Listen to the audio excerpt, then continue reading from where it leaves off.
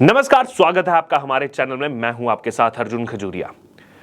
दिल्ली शराब नीति, जिसको लेकर पिछले 6 महीने से लगातार नए खुलासे सामने हो रहे हैं, इसी बीच जब इसके तार देश के अलग अलग शहरों से जुड़ रहे हैं, अब इसमें नाम सामने आया है किसी और का नहीं बल्कि खुद तेलंगाना के मुख्यमंत्री के चंद्रशेखर राव की बेटी के कविता का।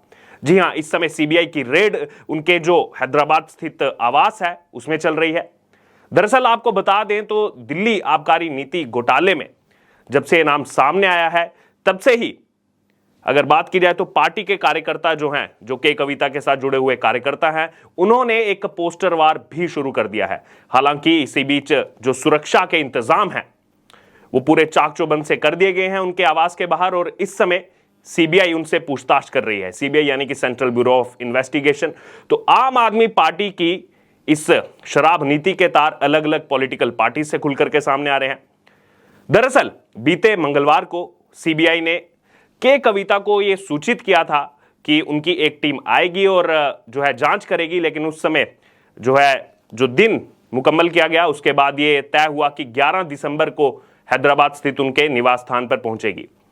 जांच एजेंसी ने उनके यहां पर बंजारा हिल्स पर स्थित उनके निवास पर इसी तारीख और समय पर यानी कि दिन के 11 बजे अपनी उपस्थिति जो है पुष्टि करने के लिए कहा गया था।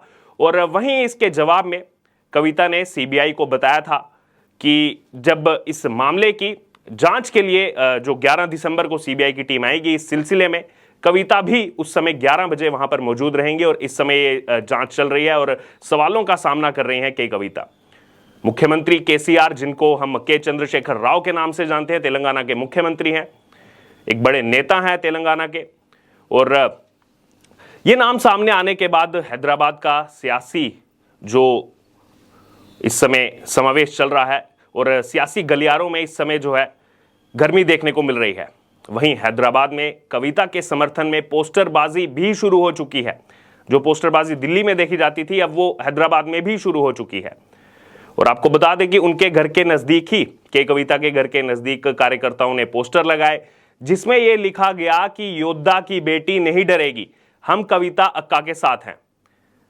गौर फरमाने वाली बात यह है कि लगातार इस शराब घोटाले मामले में कभी किसी को योद्धा बताया जाता है तो कभी आम आदमी पार्टी के मुखिया अरविंद केजरीवाल अपने विधायकों का तुलना करते हैं स्वतंत्रता सेनानियों से। कहते हैं कि जिस प्रकार मेरे विधायक लड़ रहे हैं बीजेपी के खिलाफ, एक एक विधायक स्वतंत्रता सेनानी के साथ है। और अब ऐसा ही कुछ देखने को मिल रहा है जब तेलंगाना में योद्धा कहा जा रहा है के कविता को, जिनका नाम इस शराब घोटाले से जुड़ा हुआ सामने आ रहा है। जब एक तरफ दिल्ली में कोरोना की मार चल रही थी, उसी समय इस शराब नीति को लाया गया था और लगातार इसमें कोई ना कोई खुलासा खुल करके सामने आ रहा है। मनीष सिसोदिया इस मामले में एक आरोपी हैं, कभी भी उनकी गिरफ्तारी हो सकती है, इस तरह की खबरें खुल करके सामने आ रही हैं। हालांकि हो सकता है कि चुनाव के मद्देनजर जो है उनको गिरफ्तार नहीं किया गया था, लेकिन अब कभी भी इस मामले में उनकी गिरफ्तारी हो सकती है। जैसे जैसे जांच एजेंसियां इस मामले में तेजी कर रही हैं, जांच कर रही हैं, लगातार कुछ ना कुछ नया खुल करके सामने आ रहा है, वैसे एविडेंस मिल रहे हैं। इससे साफ तौर पर जाहिर हो गया है कि कभी भी दिल्ली के उप मुख्यमंत्री, जिनको अब शराब मंत्री के नाम से भी जाना जाता है, वो मनीष सिसोदिया, हालांकि उनका नाम अभी चार्जशीट में नहीं था, लेकिन कभी भी जो है इसमें उन पर सख्त एक्शन लिया जा सकता है। वहीं जो चार्जशीट दाखिल हुई थी अब से कुछ दिन पहले, उसमें आम आदमी पार्टी के संचार प्रमुख विजय नायर और हैदराबाद के व्यवसायी अभिषेक बोयनपल्ली सहित 7 आरोपियों को उसमें नामजद किया गया था। और उसमें हालांकि मनीष सिसोदिया का नाम नहीं था। इसको लेकर आम आदमी पार्टी ने काफी प्रचार प्रसार किया कि देखिए मनीष सिसोदिया पर इतना एक्शन लिया गया, उसके बावजूद उनका नाम उसमें नहीं है। लेकिन उसके बाद साफ तौर पर जांच एजेंसियों ने बता दिया था कि अभी ये कुछ ही नाम सामने आए हैं, तो कभी भी मनीष सिसोदिया का नाम इसमें सामने आ सकता है, क्योंकि पूरी की पूरी शराब नीति को लेकर के जो घोटाले की बात सामने आ रही है उसमें सबसे बड़ा मुख्य चेहरा कोई है तो वो मनीष सिसोदिया है।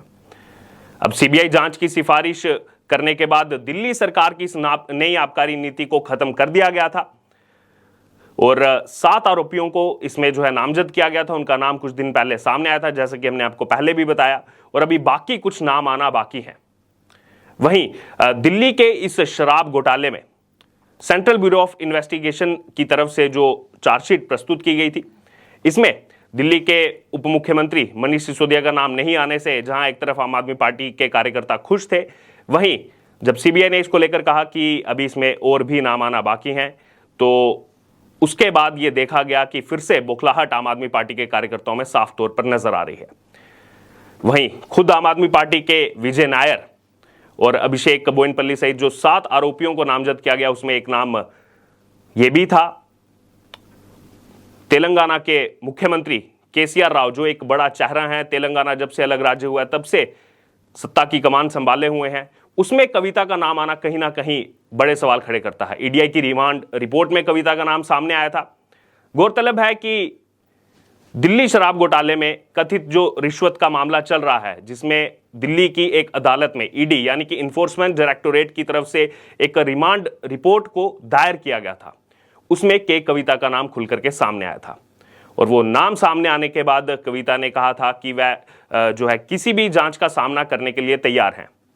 और अब इसी मामले में जांच जारी है। वहीं सीबीआई ने 25 नवंबर को इस मामले में 7 आरोपियों के खिलाफ ये अपना पहला आरोप पत्र दायर किया था। पहला आरोप पत्र, यहां पर ध्यान देने वाली बात यह है कि पहला आरोप पत्र दायर किया गया था और इसके बाद अभी कुछ और नामों का खुलासा हो सकता है, क्योंकि लगातार इस दिल्ली शराब घोटाले को लेकर ना ही सिर्फ दिल्ली बल्कि देश के अलग अलग शहरों में लगातार जांच एजेंसियां अपना काम कर रही हैं, चाहे फिर वो रेड के माध्यम से हो या फिर गिरफ्तारी के माध्यम से हो, क्योंकि खुद आम आदमी पार्टी के नेता विजय नायर, सबसे पहले उनको ही गिरफ्तार किया गया था इस मामले में। उनके बाद समीर महेंद्रू को गिरफ्तार किया गया था इस मामले में, और इन दोनों का जो कनेक्शन है वो खुल करके सामने आया था। किस प्रकार से बड़े बड़े व्यापारी इसमें शामिल हैं जिनको फायदा पहुंचाया गया आम आदमी पार्टी की तरफ से, और वो तमाम जो स्टिंग है वो पब्लिक डोमेन में जारी किए गए थे। भारतीय जनता पार्टी की तरफ से तमाम आरोप इसमें लगे थे, और अब इसमें केंद्रीय जांच एजेंसियां पूरी सख्ती से काम करते हुए, और कहीं ना कहीं आम आदमी पार्टी जो लगातार जब भी उनसे सवाल किए जाते हैं इस शराब घोटाले को लेकर कि आखिरकार ये शराब घोटाला क्यों किया गया, क्यों फायदा पहुंचाया गया व्यापारियों को, तो उस समय आम आदमी पार्टी के मुख पर एक ही जवाब रहता है, वो है शिक्षा नीति का। सवाल किया जाता है शराब घोटाले का और उत्तर मिलता है शिक्षा नीति का। लेकिन अब आने वाले दिनों में देखना होगा कि जांच एजेंसियां जिस प्रकार से तेजी लाते हुए इस मामले में लगातार जांच कर रही हैं, सवाल किए जा रहे हैं उन लोगों से जो इसमें जुड़े हुए हैं, आने वाले दिनों में क्या और गिरफ्तारियां देखने को मिलेंगी। क्या दिल्ली के उप मुख्यमंत्री मनीष सिसोदिया, जो लगातार यहां पर घोटाले का नाम सामने आने के बावजूद गुजरात चुनाव में व्यस्त रहे, बीच में हालांकि 1-2 बार हिमाचल प्रदेश जाना भी हुआ, तो इस शराब घोटाले की आवाज गुजरात में भी हमको देखने को मिली। लोग लगातार ये भी पब्लिक डोमेन में कह रहे थे कि जो इस तरह के शराब घोटाले करते हैं, खास तौर पर एक का वादा करते हैं लोगों से, ऐसे लोगों को हम कभी भी सत्ता में नहीं लाना चाहते। और उसके बाद आपने देखा कि गुजरात चुनाव हो या फिर हिमाचल प्रदेश चुनाव हो, वहां पर क्या रिजल्ट देखने को मिला। बहरहाल दिल्ली में एमसीडी में हालांकि आम आदमी पार्टी को विजय प्राप्त हुई है, लेकिन दिल्ली शराब घोटाले में अब क्या क्या आने वाले दिनों में देखने को मिलता है, क्या क्या नई फाइंडिंग्स जांच एजेंसियां करती हैं, ये आने वाले दिनों में पता लगेगा। लेकिन इस समय की बड़ी खबर यही, जो तेलंगाना के मुख्यमंत्री हैं केसीआर राव, उनकी बेटी खुद इस मामले में सम्मिलित पाई जा रही हैं और उन पर जांच एजेंसियों ने अब रडार कसी है। हम फिर से मिलेंगे एक नई वीडियो में एक नए अपडेट के साथ। इसको लेकर आपकी जो भी राय है आप हमारे साथ कमेंट बॉक्स में शेयर कर सकते हैं। धन्यवाद।